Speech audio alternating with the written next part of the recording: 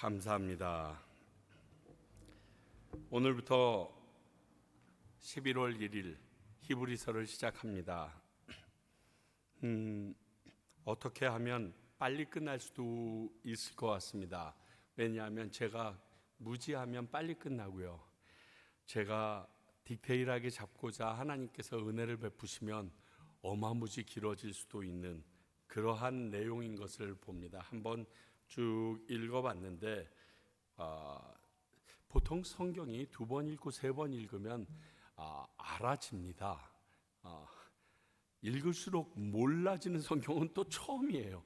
레위기도 2번 읽고 3번 읽으면 막 이렇게 그림이 그려지고 이렇게 착착 조각이 나는데 이놈의 히브리서는 어떻게 읽으니까 점점 모르겠어요. 그래서 주님, 제 머리가 문제인 것 같은데 당신이 직접 말씀해 주세요 하는 그 마음이 저에게 먼저 있습니다. 자, 히브리서 오늘 1장 1절서부터 3절까지 할 텐데 그거 이전에 우리 함께 이 히브리서에 대한 개관을 먼저 살펴보려고 합니다. 자, 히브리서는 여러 가지 이유로 아주 독특한 성경이라고 말할 수 있습니다. 왜냐하면 한마디로 애매모호한 부분이 너무 많기 때문에 그렇습니다. 자, 먼저 히브리서는 편지인지 설교인지부터 헷갈립니다. 여러분들 읽어보셔서 알겠지만 길지 않으니까 시작 내용의 전개는 설교문의 형식으로 쭉 시작되는데요, 끝은 편지 형식으로 분명히 끝납니다. 그래서 히브리서를 편지, 서신서라고 얘기는 합니다. 그러나 굉장히 헷갈립니다. 그런데 신약의 서신서도 문제입니다. 신약의 서신서는 딱 2가지로 분류하게 되어 있습니다. 바울이 쓴 바울 서신과 일반 서신으로 쓰게 되어 있습니다. 바울이 썼을 경우에는 대부분 그 쓴 장소나 그 교회, 어떠한 사람에 대한 목표가 있는데요, 이 부류 어디에도 포함하기 힘든 게 익명으로 기록되어 있기 때문에 바울 서신으로 분류하기에는 좀 애매모호하고요, 저자가 독자들의 삶을, 경험을 언급한 것을 보면 공동의 독자를 대상으로 기록한 것인 일반 서신으로 또 분류하기에도 굉장히 애매해요. 그러니까 이쪽도 안 되고 이쪽도 서신서라고 얘기해도 또 그것도 분류하기가 힘들어지는 측면이 없지 않아 있습니다. 자, 이런 독특한 히브리서에 대한 개관을 먼저 살펴보고 말씀을 나누려고 합니다. 자, 이 히브리서 개관이라고 얘기하는 이 개관이라고 하는 것은 본 책을 읽으면서 우리가 이 말씀을 이해하기 위한 기초 작업과 같은 겁니다. 자, 미리 사전 지식이 있어서 이게 어느 시대의 배경으로 어떤 사람, 어떤 교육 정도를 거치고 온 어떠한 사람이 어떠한 목적으로 누구에게 어떻게 쓰여졌는가, 이런 것들을 알고 나면 여러분들이 말씀을 쭉 읽다가 곁길로 가기도 하고요, 말씀만 2단처럼 따로 띄어서 쓰는 일이 없어지게 됩니다. 그 카테고리 안에, 이 목적 안에서 이 말씀을 제대로 이해할 수 있기 때문에 개관은 참으로 중요합니다. 자, 먼저 이 히브리서의 명칭과 수신자에 대해서 얘기를 해봅니다. 자, 이 서신의 명칭도 사실 좀 애매한 게요, 초기 전승은 본 서신의 명칭에 대하여 언급하고 있지 않습니다. 언급하는 경우에는 히브리인들에게라는 명칭으로 이야기하고 있습니다. 이게 히브리인들에게, 그래서 히브리서가 됩니다. 주후 2세기경에 보게 되면 판테누스와 터툴리안 역시 이 본서의 저자에 대해서 다른 견해를 가지고 있지만 본서의 제목에 대해서는 히브리인들에게라는 이 말에 대하여 찬성하고 있습니다. 그래서 자연적으로 굳어진 게 아니나 생각합니다. 그러나 이런 명칭이 어떻게 해서 생겼는지는 알려져 있지 않습니다. 보통 여러분들 성경 말씀을 보면 구약이든 신약이든 제일 첫머리를 가지고 그 말씀으로 쓸 때가 많습니다. 그 책 이름으로 쓸 때가 많은데 이건 그렇지도 않기 때문에 그렇습니다. 다만 2세기에 이 문서가 바울 서간집에 포함되었을 때 편집자가 로마인들에게 해서 로마서가 됐듯이 히브리인들에게 이렇게 되니까 히브리서라고 그 앞에 로마서를 썼던 그 마음을 본떠서 썼다, 이 정도밖에 저희들에게 전해지는 사실이 없습니다. 그러니까 이 히브리서라는 이름 자체도 사실 수신자라고 얘기하기는 참 어려운 부분이 있습니다.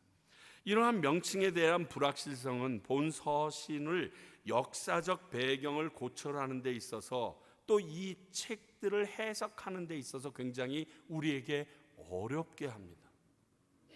반드시 히브리인들이 아닐 경우에는 우리의 해석의 논점이 빗나갈 수 있거든요. 따라서 본 서신의 명칭에 관한 한 누구도 확실한 주장을 하기는 어렵다는 게 모든 학자들의 정평입니다. 만일 히브리인에게라는 명칭이 원래의 명칭이 아니라 편의상 편집자가 좋아서 그냥 붙인 이름이라면 수신자를 밝히는 데 있어서 명칭에 의해서는 크게 흔들리면 안 됩니다. 그냥 자기 마음대로 썼으니까요. 전체 내용을 읽으면서 그럴 수도 있겠다라는 내용은 많습니다. 그러나 저희들은 어떻게 생각해야 될지 정확한 것은 모릅니다. 이 문제는 가능한 한 성경 본문에 근거해서 밝히는 게 맞다라고 봅니다. 그러니까 우리가 중요하게 여기는 건 이걸 누가 썼고 누구에게 보내고가 아니라 이 성경이 우리에게 하고 있는 말씀이 무엇이냐, 이게 포인트이기 때문에 그렇습니다. 본서의 소신자들은 예수님을 직접 보거나 그의 말씀을 직접 듣지는 못했지만 예수님의 말씀을 직접 들은 어떤 사람들의 가르침을 받아서 예수님을 알고 있었던 유대인 크리스찬 공동체, 주이시 크리스찬, 그들에게 쓰여졌던 것으로 그렇게만 여겨집니다. 그리고 저희들이 생각해 볼 수 있는 게 안의 내용을 통해서 그들은 개종한 이래 계속 박해를 받아왔습니다. 특히 그리스도인들에게 그들의 생활이 시작한 직후 심한 박해를 받아서 이 책을 쓴 저자는 그리스도인의 신앙에서 아주 떠날 위험성이 있어 보이기에 그거에 대한 위험함을 경계하고 있고, 쓰러지지 말고 계속 신앙을 정진해 나가라라고 얘기하는 부분이 히브리서에 다분히 있다는 것입니다. 또한 이 책을 받은 사람들의 입장을 보면 헬라어로 된 구약 성경을 알고 있었던 저자 같습니다. 이스라엘의 옛 제사의 지식에 대한 지식은 있었는데 구약 성경을 읽고서 알았던 지식이지 본인이 직접으로 행했다라고 보기에는 조금 미심쩍은 부분이 안에 있습니다. 다만 본 서신의 수신자들은 계속 박해의 위협에 있기에 차라리 옛날처럼 우리 이스라엘의 전통 종교인 유대교로 돌아가는 것이 맞지 않겠느냐라는 이러한 마음을 가지고 있는 사람들에게 그렇게 하지 말아라, 헬라의 문화에 헬라어에 익숙한 그들에게 그것이 바르지 않다라는 것을 알려주기 위해서 계속 말하고 있다는 것입니다. 그러면 과연 이 책은 누가 썼는가? 본 서신이 누구에게 보내졌는지 확실히 알지 못하고 또 누가 이 서신을 보냈는지도 사실 정확히 모릅니다. 여러 가지 설이 있는데 첫 번의 설이 바울 저자설입니다. 바울이 썼다 이런 겁니다. 바울이 저자라는 알렉산드리아의 클레멘트나 유세비우스 같은 신념은 동방 정교회에 영향력을 끼치게 해줍니다. 그리고 나중에는 4세기 경대에서는 서방 정교회까지도 히브리서는 바울이 쓴 거다라는 생각을 다 가지게 합니다. 그러나 알렉산드리아에서 본 서신에 대한 바울의 저작설은 로마서나 갈라디아서의 경우처럼 이게 딱 바울이다라고 딱 결정 지을 수가 없어요. 왜? 그걸 쓰질 않았어요, 히브리서 내에서는. 왜냐하면 본서신에 나타난 문체와 사상이 우리가 알고 있는 다른 12개의 바울 서신과 좀 차이가 있어요. 어떻게? 구약 성경을 헬라어의 셉튜아진트라고 얘기하는 헬라인 70인 역을 꼭 인용했어요. 보통 바울은 그렇게 인용 안 하거든요. 그냥 본래 히브리서를 인용할 때가 훨씬 더 많은데 그걸 인용했고요. 바울의 문체보다 훨씬 더 유창해요. 시간이 오래 지나면 바울이 헬라어를 잘할 수는 있겠지만 그가 만난 사람들과 배경을 보게 되면 특히 나이가 들어감에 따라 문체가 수려해지기는 참 쉽지 않거든요. 성장하는 것과 늙어가는 것은 다른 모양입니다. 지금 늙어가는 단계에서 더 나아지기는 어렵거든요. 그런데 그렇다는 겁니다. 특히 바울 서신에 나타나지 않은 독특한 특징이 하나 있는데 예수님을 대제사장이라고 생각하고 기록하고 있다는 것입니다. 이게 바울이 저자가 아닐 거라고 얘기하는 가장 중심적인 것이 바울은 한 번도 예수님을 대제사장이라고 생각하고 말한 적이 없다라는 겁니다. 두 번째 유력한 설은 바나바다. 바울의 동역자인 바나바가 히브리서를 썼을 거다 하는 것입니다.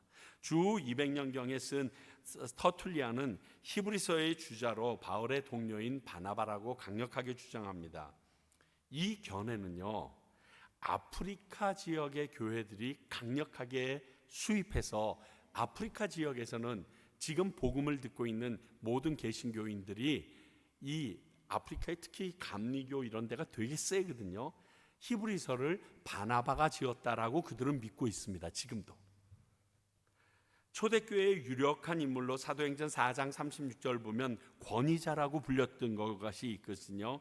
그런 걸 보면 헬라 사상에 대해서 잘 알고 있던 구브로 출신 레위인이었기 때문에 그렇습니다. 이런 점에 제사 제도를 구속사에 정확히 적용할 수 있는 능력도 바나바에게는 있었고요.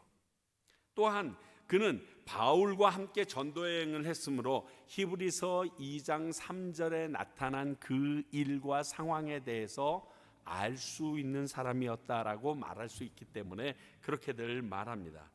그러나 이것은요, 터툴리안이 바나바가 썼던 다른 편지를 보고서 성경을 인용하는 인용법이 바나바 같다라고 해서 지금 얘기한 거지, 이게 초대교회에 증명되거나 알려진 바는 전혀 없습니다.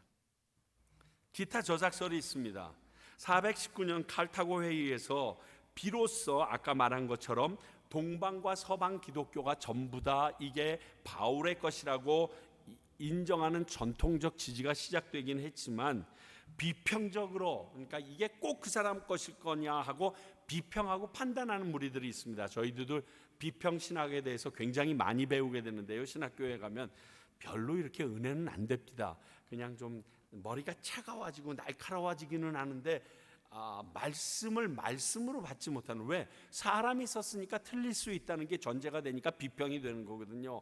그러니까 좀 별로 은혜는 안 되지만 그 비평적 판단을 하는 주석가들은 여전히 본서 저자가 로마의 클레멘트라고 얘기도 하고요, 어떤 사람은 누가가 본서의 번역자 또는 편집자라고도 얘기합니다. 여러분들이 잘 알고 있는 종교시대의 칼빈 같은 사람은요, 누가나 클레멘트가 저자였다라고 얘기하고 있고요, 마틴 루터 같은 경우는 아볼로가 저자였을 거다. 왜? 아볼로가 우리 바울보다 훨씬 더 설득력 있고 히브리어도 잘했고 그가 가지고 있는 지식의 폭이 훨씬 헬라적인 지식의 폭이 넓었기 때문에 그렇습니다. 또 하르낙 같은 사람은 아니다, 브루스길라랑 아굴라가 쓴 거다, 뭐 이렇게도 얘기들을 합니다. 그런데 3세기에 오르게네스가 이렇게 히브리서를 딱 정의합니다. 막 이렇게 말이 많으니까요, 얼마나 정신없었겠어요. 그러니까 오르게네스가 한마디로 이렇게 딱 정리합니다. 히브리서를 누가 썼는지는 하나님만이 아신다, 이렇게 끝냈어요. 그런데 놀랍게 이 오르게네스가 한 이 말이 지금은 가장 정설로 여겨져서 내려옵니다. 누가 썼는지 그게 중요하지 않다는 거예요. 분명한 것은 누가 저자이든지 간에 모든 성경은 하나님의 영감으로 된 것이기 때문에 성령님께서 어떤 사람을 통하여 하시고자 하시는 말씀을 썼다는 사실은 변하지 않거든요. 누가이든 간에. 그래서 히브리서 자체에도 이것을 증명하듯이 히브리서 4장 12절 볼까요?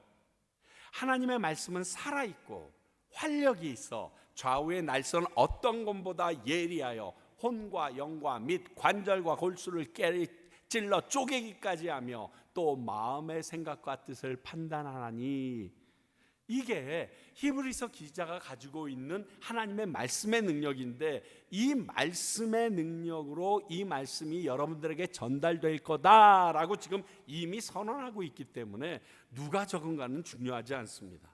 그러니까 여러분 기억하십시오. 성경을 딱 읽을 때 제가 여러분 이것은 신학적인 사상적인 배경으로 여러분들에게 알려드리는 거지만, 우리는 성경을 읽을 때마다 하나님의 음성을 듣는다라는 자세로 있어야 돼요. 이건 누가 쓴 거지? 이거 오자가 있겠네. 지 마음대로 지 생각을 남기게. 이건 필요 없어요. 그냥 성경을 읽을 때마다 지금 하나님이 내게 말씀하신다라는 자세로 정말 겸손하게 무릎 꿇고 앉아서 그 말씀을 듣는 게, 이게 제일 중요합니다. 자, 그러면 또 기록 연대가 중요합니다. 왜? 배경을 알아야 왜 저런 말을 했는지가 나오니까. 본서신의 기록 연대는 로마의 클레멘트의 히브리서를 인용하는 거랑 성전 제사의 진행 여부랑 박해의 시기랑 신학적 발전 여부에 따라서 그 결정이 달라집니다. 히브리서 저자의 문제에 있어서 나누기를 세 개로 나눕니다. 조기 기록설, 60년대, 70년대 이전에 60년대 이전이다. 예루살렘 멸망 직전설, 74년 되기 바로 전에 썼다. 그 이후에 쓰여진 거다. AD 80년과 90년쯤 쓰여진 거다. 그거 다 지나와서 이런 설이 있는데, 본서의 기록 연대에 대해서는 기록된 말씀을 쭉 살펴보면 성전이 아직 기능을 하고 있었어요. 자기의 그 펑션이, 성전은 예배드리고 제사 드리는데 그 일이 계속되고 있었음을 봅니다. 거기다가 그들이 박해받은 흔적은 있지만 멸망이나 어려움으로 고통을 겪었다는 이유는 없습니다. 자, 박해도요, 그 앞쪽의 박해, 네로 때와 그 앞쪽의 박해 때는 잡아 죽이지 않았어요.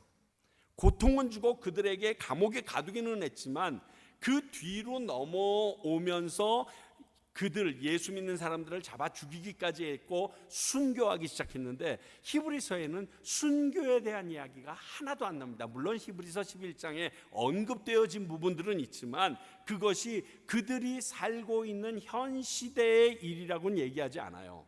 그런 것을 보아서 많은 사람들이 이것은 예루살렘 성전이 아직 존재하는, 즉 AD 74년 티도 장군이 점령하기 이전에 쓰여진 것일 거다라는 설이 지배적입니다. 그러면 적혀진 목적이, 이 목적은 아주 정확합니다. 왜냐하면 성경을 쭉 읽고 나서 주제를 적은 거니까요. 그 당시 독자들은 예전에 복음을 받아들였지만 현재 계속되는 기독교인들에 대한 박해랑 내 죄에 대한 문제에 대해서 딜레마에 빠집니다. 그런데 죄에 대한 문제를 유대교는 제사를 통하여 해결할 수 있듯이 우리에게 얘기해 줬기 때문에 자꾸만 유대교로 회귀하려는 현상들이 기독교인들에게 일어나기 시작했습니다. 그래서 이 부분에 대해서 아니다라는 것을 명확하게 해주기 위하여 구약의 제사와 함께 어우러져서 너희들이 믿는 예수님, 너희들이 믿는 그 복음이 바르다, 이 얘기를 하려고 그러는 거예요. 그들은 이러한 히브리 독자들에게 특별한 상황에 비추어서 유대교로 돌아가려고 하는 그들에게 예수 믿는 것이 우리들에게 참 소망이다라고 얘기하면서 대제사장이신 그리스도를 강조하기 시작합니다. 그게 이 히브리서의 특징입니다. 가장 독특한 점은 신약 성경 중에 유일하게 예수님을 제사장 직분에 직접 비교한 게 여기밖에 없어요. 히브리서밖에 없어요, 여러분. 차라리 우리 믿는 자들을 제사장에게 비교한 적은 있지만 예수님을 대제사장의 멜기세덱의 반차까지 이렇게 해서 아론의 계열로 집어넣은 적은 없어요. 그래서 이 히브리서 말씀을 통해서 레위기가 해석이 돼요. 레위기만 가지고서는 그 제사가 과연 어떠한 이유 때문에 하나님이 우리에게 주셨는지 모르다가 이 히브리서를 통해서 레위기에 있는 저 제사와 저 모양이 하나님께서 예수 그리스도를 예표로 시작하신 대제사장의 해야 될 직분이었구나라고 알려주게 됩니다. 그러니까 이 히브리서가 빠져버리면요, 레위기를 바로 해석할 수가 없어지는 거예요. 출애굽기 하반절 부분을 우리가 제대로 알 수가 없는 거예요. 참 기가 막혀요. 그래서 성경을 계속 읽어야 되는 이유가 앞에서부터 뒤가 연결이 돼야 돼요. 여기까지 읽고 땡 치고 여기까지 읽고 땡 치면요, 이 연결이 안 되면, 이 히브리서를 읽고 나면요, 로마서를 읽으면 또 그래요. 신기해요. 로마서를 읽고 나면 갈라디아서 것도 네. 이게 다 이렇게 뚝뚝뚝뚝 연결이 되어져 있어요.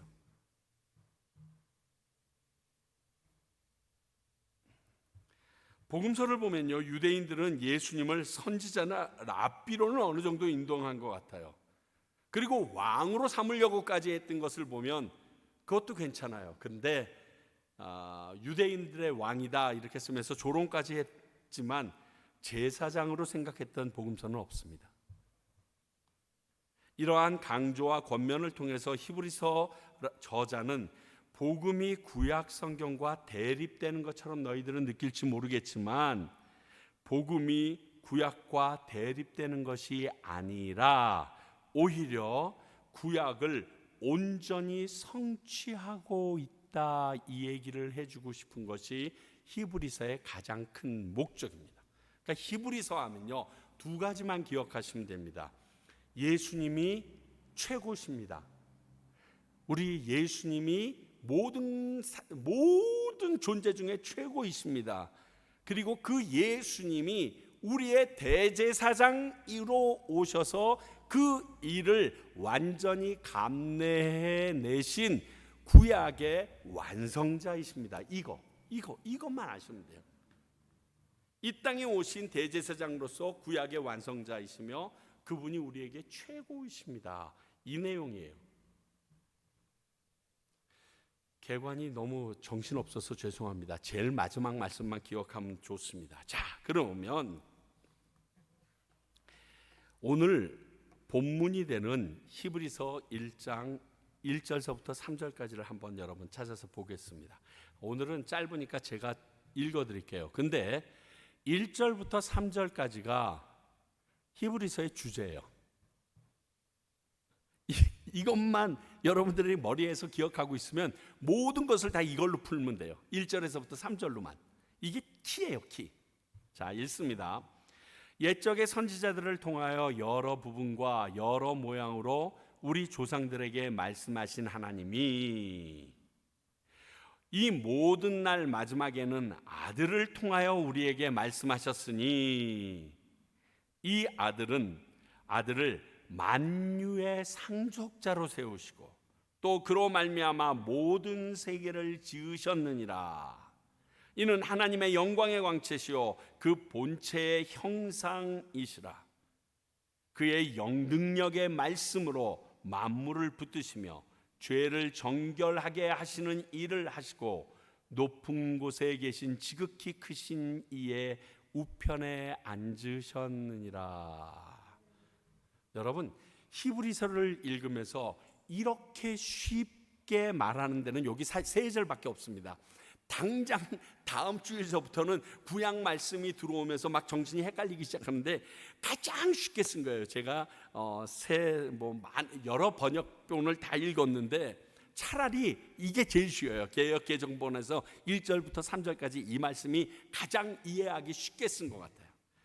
여기에서 저는 먼저 말씀하시는 하나님에 대해서 우리가 좀 관심을 가졌으면 좋겠습니다. 우리 신앙생활 하다 보면 또 유튜브나 기독교 방송의 프로그램을 보면 간증하시는 분들이 하나님께서 제게 이렇게 말씀하셨어요, 이렇게 말할 때를 봅니다. 그때마다 막 신사도 아니야, 저런 발칙한 놈, 뭐 이렇게들 얘기하시는데, 그게 그분의 간증이나 고백을 아무 근거 없이 그렇게 얘기하는 것은요, 이단시하고 이러는 것은 굉장히 위험합니다. 왜? 하나님은 지금도 말씀하고 계시기 때문에 그렇습니다. 자, 하나님이 지금 말씀하실 수 없는 분이라고 생각하는 분, 말이 안 되잖아요. 어떤 방법으로도 우리에게 말씀하고 계십니다. 가장 극보수에 있는 사람들조차 지금 우리에게 성경 말씀을 통하여 매일매일 이야기하고 계십니다라는 데는 동의하거든요. 바로 그것입니다. 그러니까 아무 근거도 없이 저건 이단이다, 뭐 저렇게 말을 해, 표현이 그렇다는 거죠. 그런데 그렇게 듣고 그렇게 해서 그 말만 중심이라고 생각하고 지금까지 주셨던 하나님의 말씀을 집어 던지면 이건 이단이죠. 그런데 이 주신 말씀에 합하는 일을 허락하신 일이라고 그러면 생각해 보셔야 돼요. 오늘 말씀이 그걸 얘기합니다. 1절과 2절 상반절이요, 나 지금도 말하고 있어 너희들에게 얘기합니다.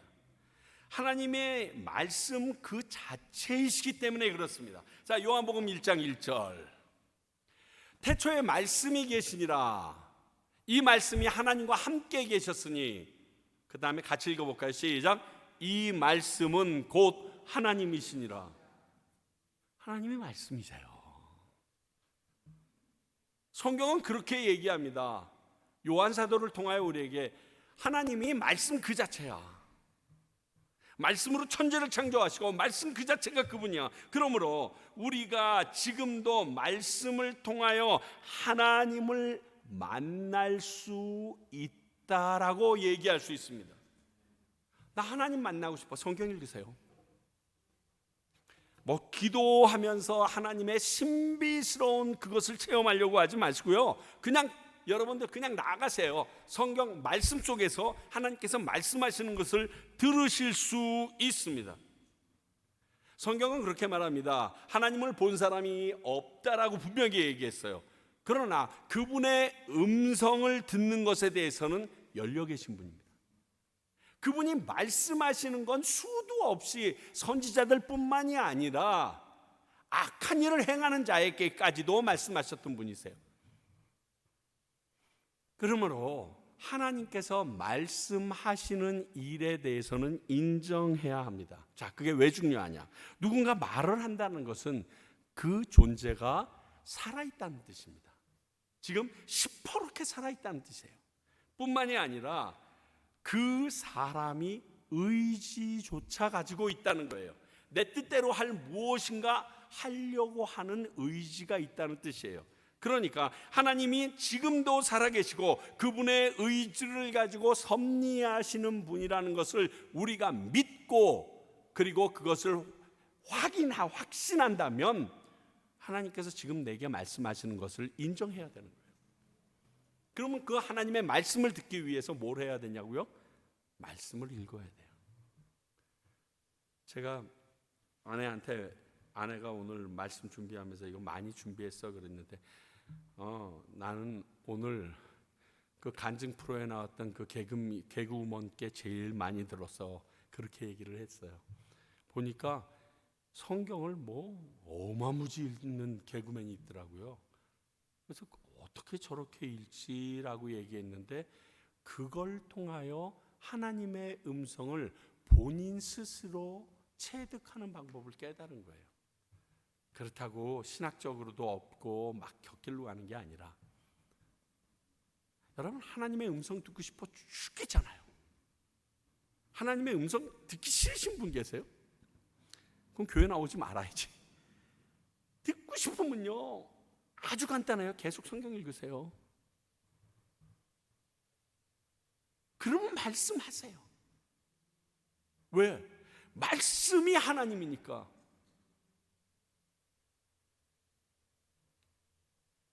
그래서 오늘 본문은 먼저 구약시대는 선지자를 통해서 말씀하셨다 1절에 얘기합니다. 구약시대 메시아를 보내시기 전에는 선지자를 세워서 그들을 통하여 말씀하셨습니다. 그들은 사람으로부터 큰 존경과 사랑을 받아온 자들이셨습니다. 하나님의 음성을 듣는 특별한 종으로 하나님의 뜻과 계획을 실천하고 알려주는 통로이기도 했습니다. 그래서 그들을 하나님의 사람이라고 부르는 걸 주저하지 않았습니다. 하나님의 사람아 라고 하나님조차 그렇게 부르곤 하셨습니다. 그렇게 존귀하고 귀한 자들이었습니다. 여러분의 머리에 딱 떠올라오는 건 하나님의 음성을 듣는 모세. 그렇잖아요. 이스라엘 백성이 모세가 하나님의 음성을 듣고 움직이지 않았으면 어떻게 움직일 수 있었겠어요? 그 외에 수많은 선지자들, 특히 엘리야 같은 사람, 하나님의 음성을 정확하게 듣지 않았으면, 그리고 듣는 귀가 그에게 열리지 않았으면 그런 놀라운 일을 할 수 있었겠어요? 그런 낭만과 어려움 가운데 위로받을 수 있었겠어요? 그 놀라운 기적들이 그를 통하여 일어날 수 있었겠어요? 다윗도 그렇고요. 뿐만이 아니라 이사야 선지자까지.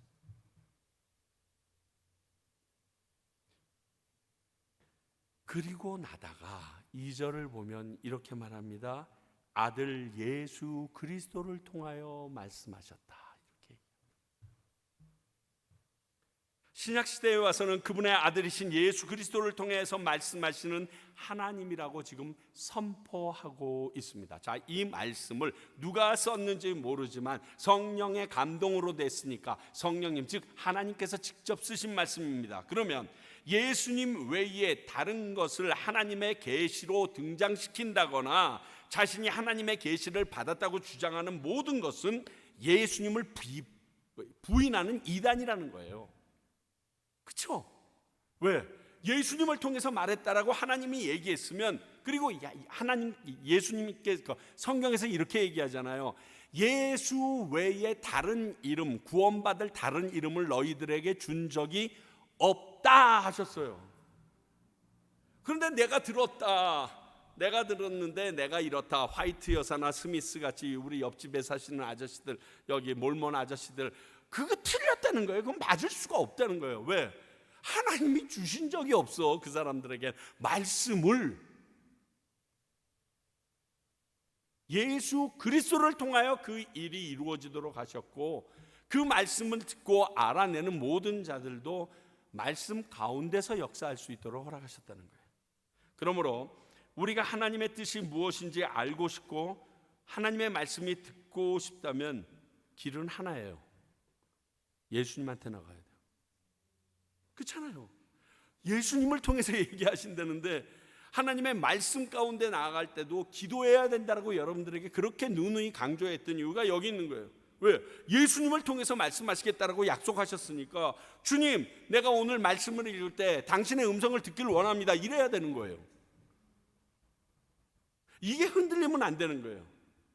모든 개혁교회, 개신교회들이 어려움을 겪는 것이 목사가 말하는 줄 알아요. 바울이 얘기했는 줄 알아요. 하나님이 얘기하신 거예요. 예수님을 통하여 우리에게 주신 게 복음이에요. 이 근본이 흔들리면 안 돼요. 자, 별을 가리켰더니 별을 가리키는 손가락 끝을 보는 거랑 똑같다니까요. 예수님을 보셔야 돼요. 이것에서 모든 사람의 시선을 손가락으로 끌거나 본인에게로 끌거나 주변에 보여지는 걸로 끄는 존재들이 있다 그러면, 지금 이 자리에 제가 사도 바울은 아니지만 그의 말을 비춰서 확실히 확실하건대 저주의 저주를 받을지어다. 그건 틀렸어요.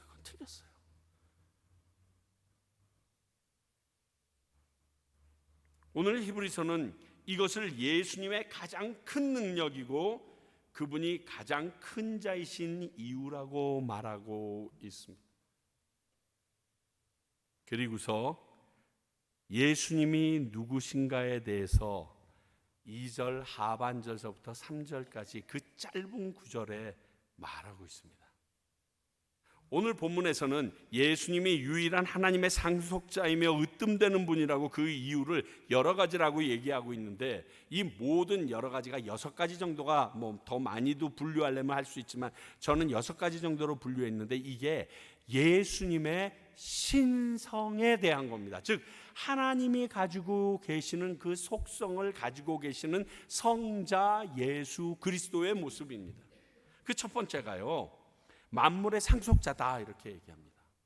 나 하나님인데 내 모든 능력을 상속해 준 거 예수밖에 없어. 지금 그 얘기세요. 하나님의 유일한 상속자로서 예수님만이 하나님의 유업을 감당할 자라고 얘기한 거예요.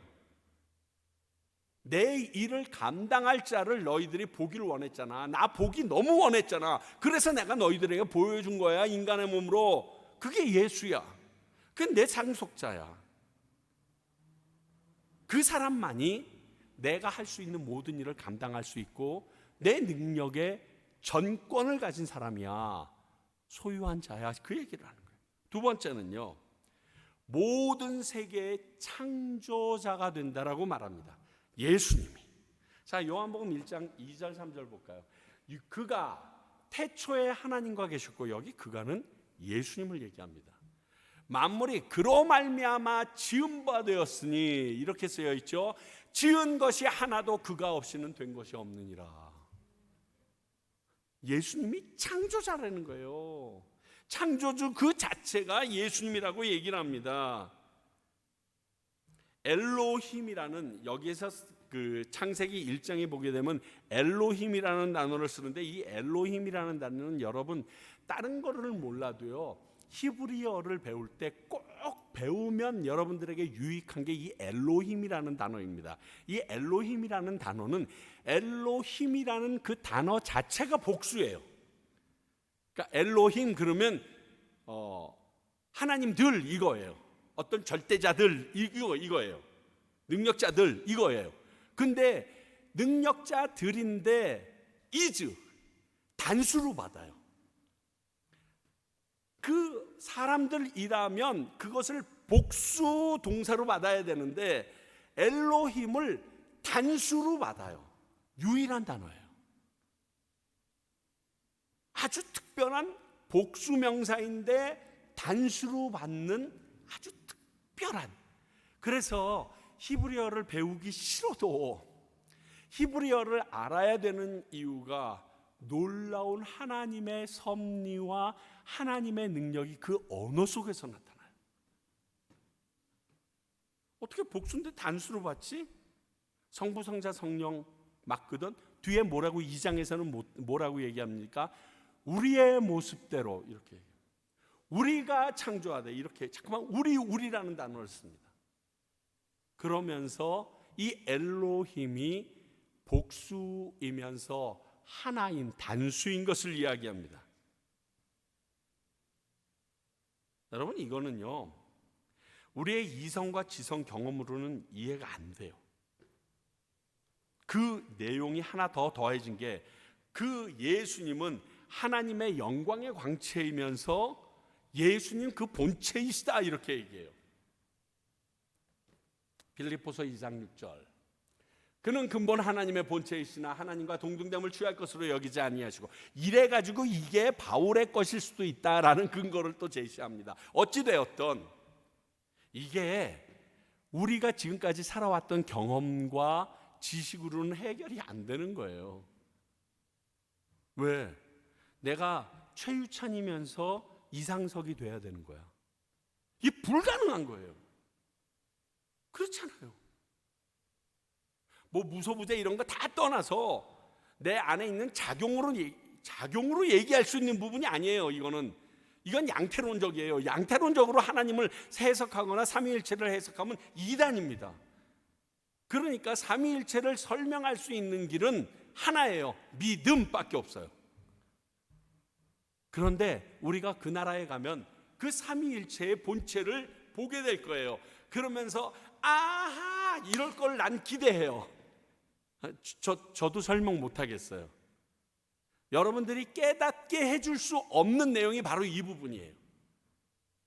하나님의 본체이시나 동등됨을 취할 것으로 여기하지 않아서. 그래서 7절에 뭐라고 얘기하냐면요, 종의 몸으로 인간으로 돼서 왔대요. 엄청 헷갈려요. 이걸 어떻게 해석하지 마세요. 믿으세요.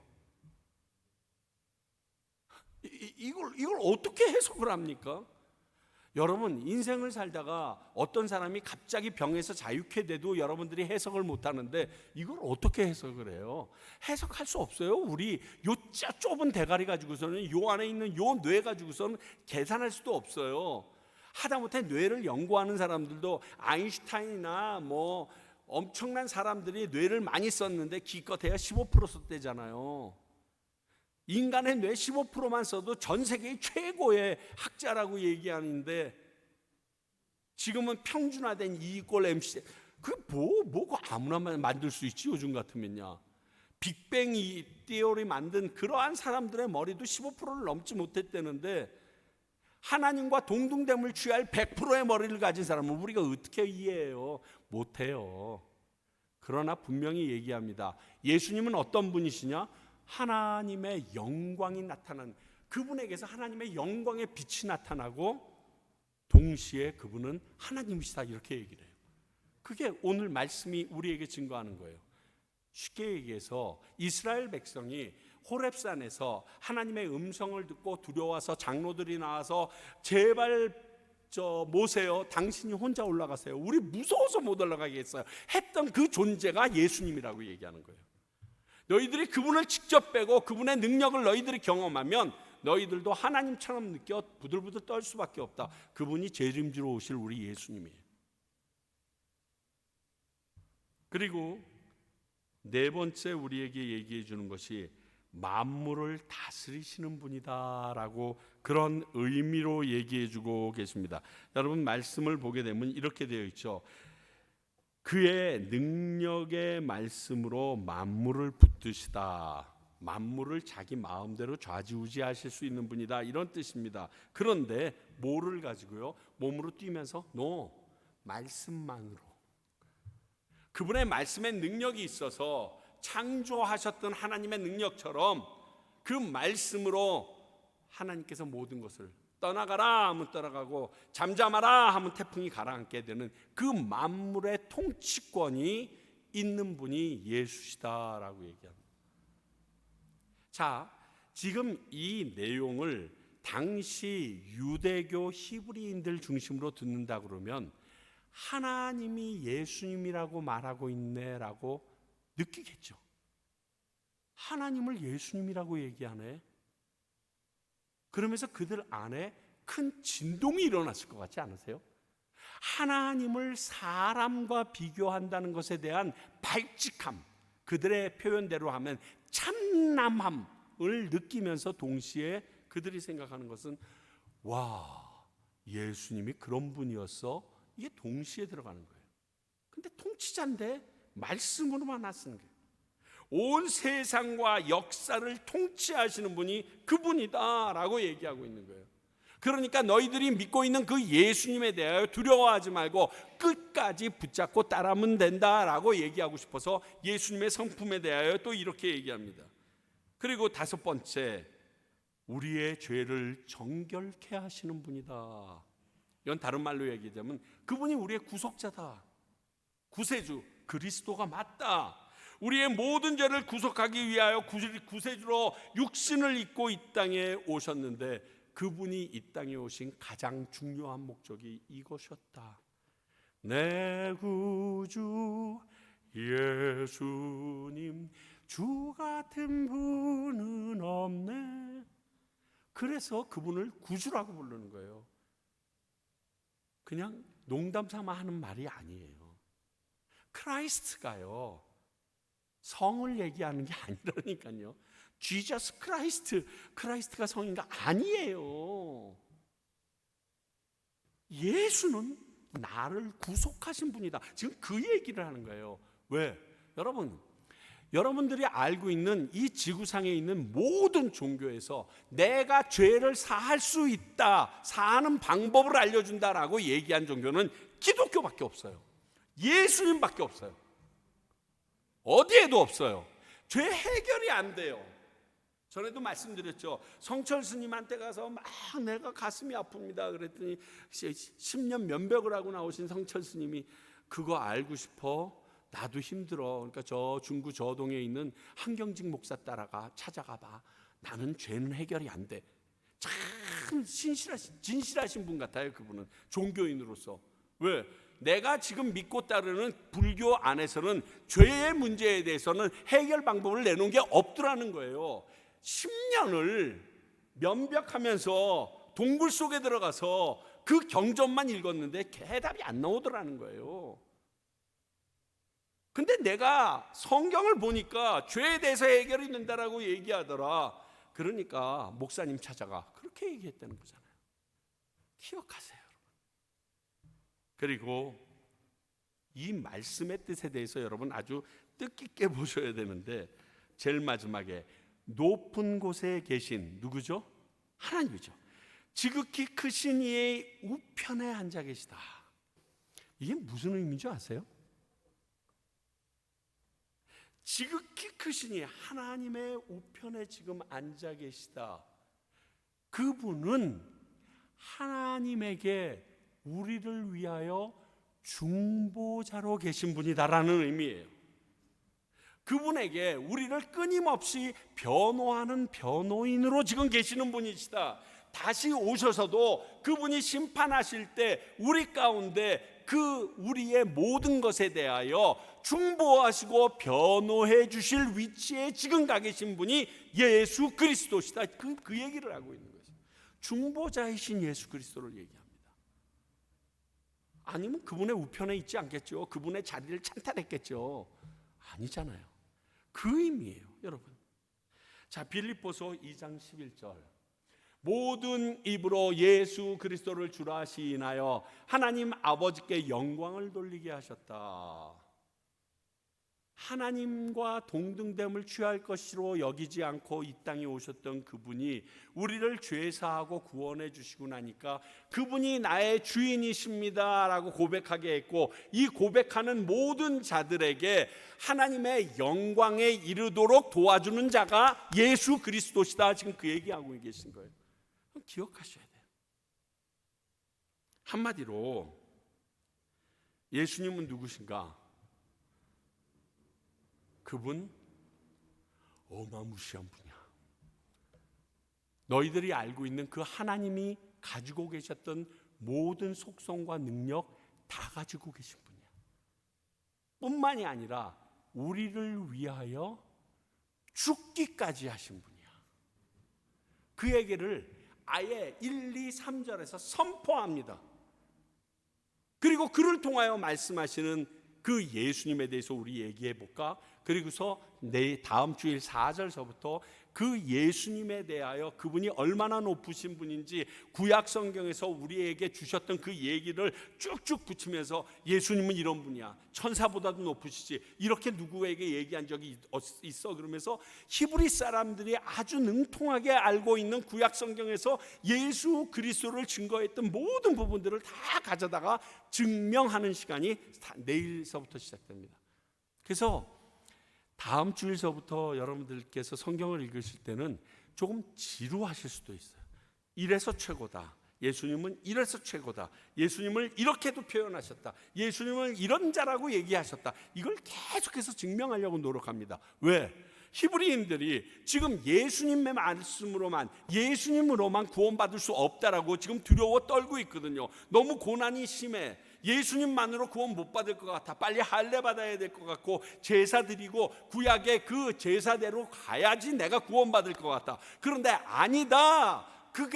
그분들보다 더 높으신 분이다라는 걸 깨우쳐 줘야 되니까 구약에서 증거했던 메시아 예수 그리스도에 대해서 계속 가지고 오기 시작합니다. 그래서요, 그 히브리서는 전반부는 교리예요. 그래서 저와 여러분들이 어쩌면 좀 지루하실 수 있습니다. 근데 11장을 넘어가면서, 11장 중반전을 넘어가면서 그때부터는 행위편이 나옵니다. 행위편이 나오게 되면 막 적용이 되니까 또 아파요. 그러니까 머리 때리고 가슴 때리는 게 히브리서예요. 막 머리에 지진이 나실 거예요. 그게 히브리서고요. 가슴이 콱콱콱콱 말씀하신 것처럼 말씀이 심령과 골수를 깨어 쪼개는, 나 이렇게 못 살았는데 나 이렇게 살아야 되는데 하는 갈등을 주는 게 히브리서예요. 그러니까 히브리서가 단 한 번의 제사로 우리를 온전케 죄 가운데서 깨끗게 하신 새로운 피조물이신 예수 그리스도, 이렇게만 생각하기에는 너무 많은 심오함이 들어가 있어요. 저도 모르겠어요. 하다가 중간에 설교하기 싫으면 도망갈지도 몰라요. 진짜 그 정도로 제가 괜히 건드렸다 생각할 정도로 복잡하고 심오하지만 분명히 이 안에서 우리에게 주시는 하나님의 은혜가 있을 거라고 저는 믿어요. 그러면 2달 동안에는 죽어도 못 끝나니까요. 아마 지금 기도 중에 제발 부활주일 전까지는, 3월 말까지는 끝나줬으면 하는, 간절한 5개월 만에 끝날 수 있었으면 하는 마음인데 택도 없지요. 벌써 10장이 넘어가면 5개월 안에 끝나는 거 쉽지 않거든요. 그러나 그 안에서 주시는 하나님의 은혜를 충분히, 특히 내년도 우리 순환주간 기간에 뼈저리게 느낄 수 있게 해주실 하나님의 은혜를 기대합니다. 한번 꼭 히브리서, 길지 않으니까요, 오늘 가셔서 내일이면 다 읽을 수 있어요. 아무리 못해도 다음 주일 오시기 전까지는 한번 히브리서를 읽어보세요. 굉장히 헷갈립니다. 차라리 공동번역이나 표준세 번역으로 읽으시면 훨씬 더 편합니다. 일단 한번 읽어보시고 그리고서 말씀을 다시 한번 여러분들께서 집중하시면 우리 예수님밖에 없습니다. 그러므로 그분 앞에 나오셔야 됩니다. 이게 히브리서예요. 그 예수님, 저와 여러분들이 새롭게 만날 수 있기를 바랍니다. 기도하겠습니다. 하나님, 오늘 히브리서를 시작하면서 여러 가지 얘기를 나눴습니다. 아직 말씀을 전하는 저도 온전하게 깨우치지 못하는 부분들이 있음을 고백합니다. 그 선에서 함께 나누며 나아가려고 합니다. 주님의 지혜가 우리 교인들에게 있게 하여 주시고, 그리고 우리가 하나님을 높여드릴 수 있는 통로가 히브리서가 될 수 있도록 역사하여 주시옵소서. 하나님의 말씀이 꿀송이처럼 달달하고 얘기했는데 아직 그런 경험을 하지 못한 사람들이 있습니다. 그 경험 우리가 이 히브리서를 통하여 할 수 있도록 도와주시옵소서.